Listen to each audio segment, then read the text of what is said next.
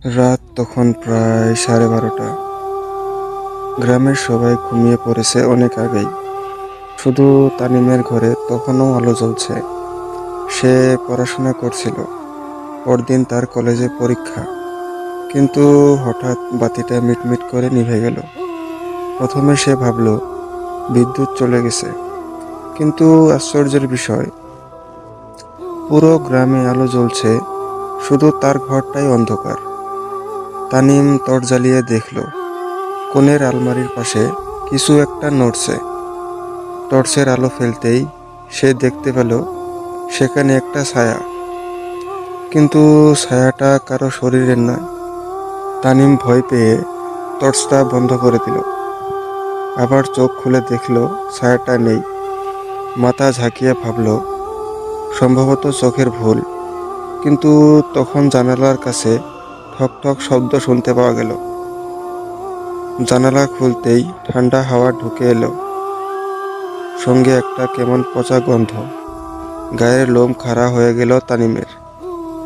সে জিজ্ঞেস করলো কাপা গলায়, কে কে ওইখানে? বাইরে থেকে কেউ উত্তর দিল না। শুধু গাছের পাতার খসখস শব্দ শুনতে পেল।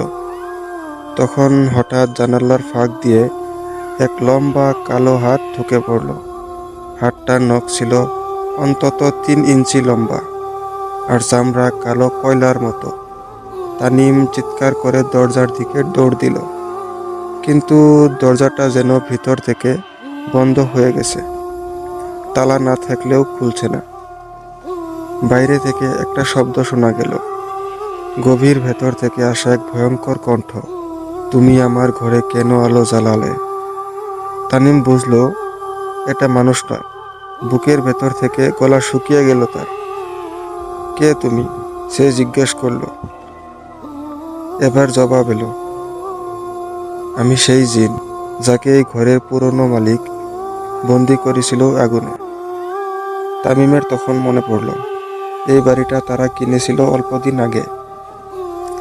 সবাই বলতো আগের মালিক মারা গিয়েছিল এক অদ্ভুত আগুনে, আর তারপর থেকে ঘরটা নাকি অভিশপ্ত।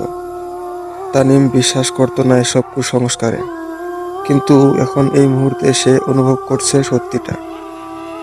ঘরের ভেতরে বাতাস ভারী হয়ে উঠল। ছায়াটা আবারও দেখা দিল, এবার স্পষ্ট। এক কালো আকৃতি, চোখ দুটো লাল জ্বলজ্বল করছে, মুখ নেই তার। জিনটা হাসল, এক বিকট হাসি, যেন শূন্যে লোহার ঘষার শব্দ। তুমি আলো জ্বালিয়ে আমার বিশ্রাম নষ্ট করেছ, এখন তুমি আমার হবে। তানিম মেঝেতে পড়ে যাওয়া কোরআনের আয়াতের বইটা তুলে নিল, কাঁপতে কাঁপতে পড়তে শুরু করলো। জিনটা তখন চিৎকার করে উঠল, ধোয়ার কুণ্ডলীর মতো ছটপট করতে লাগলো। কিন্তু তখন হঠাৎ বাতাস থেমে গেল, সবকিছুই নিস্তব্ধ। তানিম ভাবল জিনটা এখন চলে গেছে, কিন্তু না। পিছন থেকে কেউ তার কানে ফিসফিস করে বলল, তুমি ভাবছো আমি চলে গেছি? সে ঘুরে দেখল জিনটা এখন তার ঠিক পেছনে। ঠান্ডা হাত তার গলায় ছুঁয়ে বলল, আজ থেকে তুমি আমার ঘরে বন্দি। হঠাৎ পুরো ঘর অন্ধকারে ঢেকে গেল।